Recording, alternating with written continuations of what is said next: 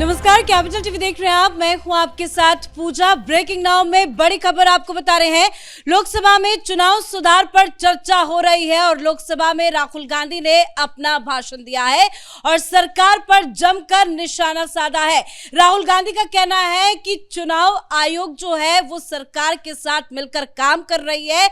ये एसआईआर का मुद्दा जो है वो एंटी नेशनल मुद्दा है। इसी के साथ राहुल गांधी ने कहा है कि सीबीआई, ईडी, ईसी पर सरकार का कब्जा है। चुनाव आयोग पर डायरेक्ट कब्जा मोदी सरकार ने कर रखा है।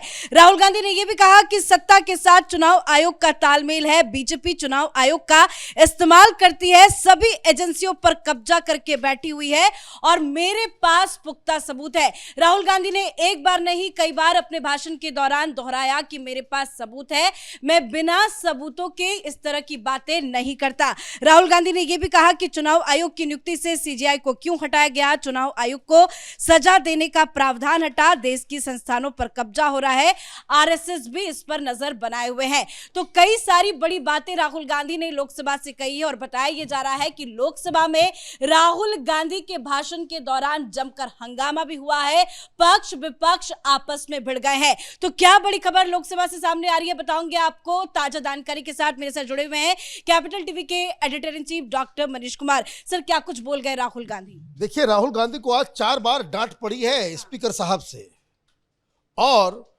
भारत को जो एलओपी मिला हुआ है, डिजाइनर नेता है ये। ऐसे तो टी शर्ट पहनते हैं, हवाई चप्पल में आ जाते हैं, आज खादी पहन करके आए।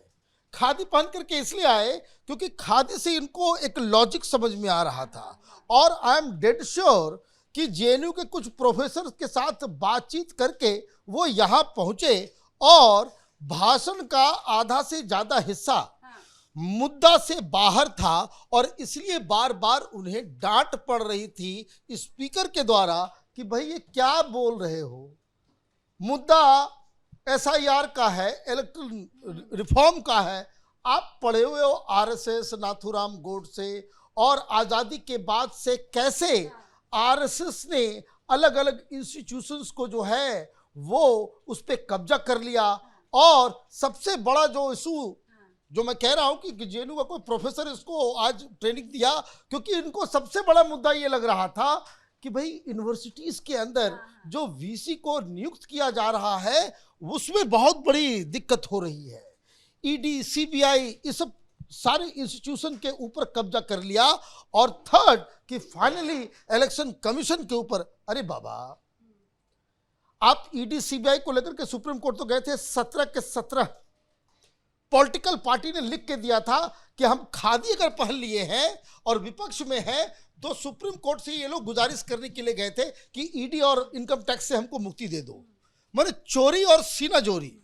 आज इनको बताना चाहिए था कि भाई आप वोट चोरी के ऊपर बात करने के लिए गए और सबसे बड़ा चोर तो आपके घर में निकल आया।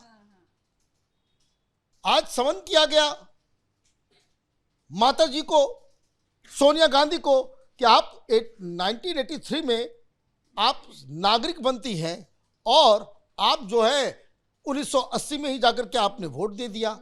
तो कुल मिलाकर के he made a fool out of himself. भाषण में कुछ नयापन नहीं, कोई लॉजिक नहीं।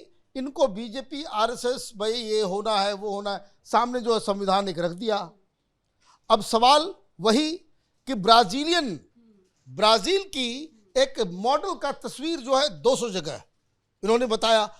अरे बाबा, आपने जब ये बॉम्ब फोड़ा था उसके 4 घंटे के बाद ही इलेक्शन कमीशन की तरफ से और जिन लोगों के वो वोटर आईडी में वो तस्वीरें थी वो लोग खुद आकर के बोले कि फोटो गलत है, फोटो चेंज करवाने के लिए हमने कहा था लेकिन आदमी ओरिजिनल है। आपने हरियाणा की बात की, एक एड्रेस के ऊपर इतने सारे नाम कैसे हैं उसका भी खुलासा हो गया। आपके तथ्य फुस, जिसको आप बम कहते हो, वो तो चिटपुटी भी नहीं निकलता है। तो ये कहने का मतलब ये है कि ये जो पूरा का पूरा इन्होंने जो भाषण दिया वो पूरी तरीके से आपने बता दिया कि इतना दिनों से जो आप हंगामा कर रहे थे, इतने दिनों से जो आप पार्लियामेंट को चलने नहीं दे रहे थे और जब आपको बोलने का मौका मिला तो जितना भी वक्त आपको मिला उसमें 70% टाइम आप इधर उधर की बातें करते रहे और जो 30% जो टाइम आपने एसआईआर के ऊपर बातचीत की वो भी घिसा पिटा वही पुराना एक जो जोक वो बोल करके गए उसको समझ लीजिए। खादी ये इसलिए पहन के आए क्योंकि ये समझा रहे थे कि देखिए साड़ी जो होती है ना, कांचीपुरम साड़ी में उसमें सोने का भी धागा होता है, लेकिन वो सोने के धागा का कोई वैल्यू नहीं है। वो बता रहे हैं, कहानी सुना रहे हैं पार्लियामेंट में, कभी हाथ ये वो आज का जो है, और उसके बगल में जो लाल और हरा धागा जो होता है उससे खूबसूरती बढ़ती है। अब फिर उन्होंने कहा कि लेकिन खादी जो है उसमें सब धागा एक जैसा है, इसलिए खादी जो है वो, अब आप क्या समझाने की कोशिश कर रहे हो? आप ये बताने की कोशिश कर रहे हो कि India is a diverse nation. तो डाइवर्स नेशन जो होगा तो कांचीपुरम साड़ी की तरह ही होगा ना, अलग अलग कलर, अलग अलग चीज। खादी तो इगैलिटेरियन, इक्वालिटी और उस तरह की चीजें हैं। मतलब आप ये समझिए, प्रोफेसर ने कुछ और समझाया होगा, ये कुछ और समझ के आ गए।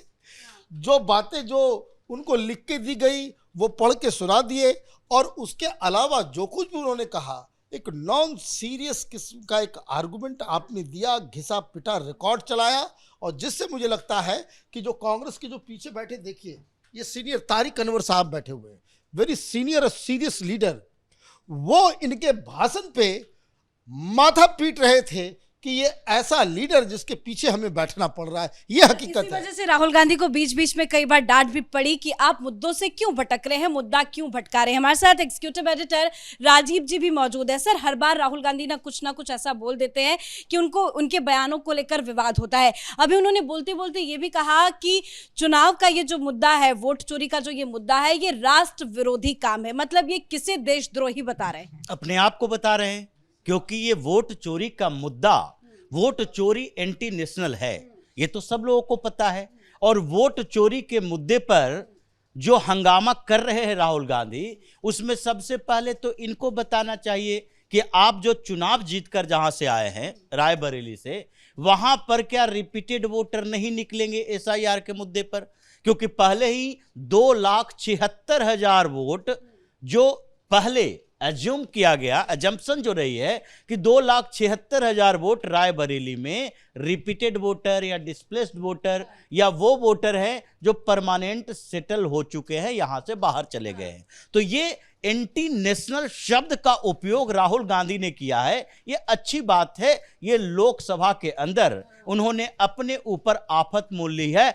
आगे एंटी नेशनल पर चर्चा होगी कि एंटी नेशनल काम क्या क्या है, राहुल गांधी कैसे एंटी नेशनल काम करते हैं, ये देश के अंदर और देश के बाहर जाकर कैसे देश की व्यवस्थाओं को खत्म करने की कोशिश करते हैं। लेकिन इससे भी बड़ी बात होने वाली है, राहुल गांधी ने इलेक्टोरल रिफॉर्म पर कोई बात नहीं की जो कि सरकार के लिए जरूरी हो, क्योंकि ये संसद में चर्चा हो रही है तो इलेक्टोरल रिफॉर्म पे चर्चा हो रही है, तो उस पर आपको ऐसी बातें करनी चाहिए जो सरकार कर सकती है। आप वो बातें कर रहे हैं जो चुनाव आयोग कर रहा है, और अगर चुनाव आयोग के काम में सरकार दखलंदाजी करे तो फिर संवैधानिक संस्थानों के खतरे की बात आप करेंगे। इसलिए इस मुद्दे पर आप पहले ही सुप्रीम कोर्ट जा चुके हैं।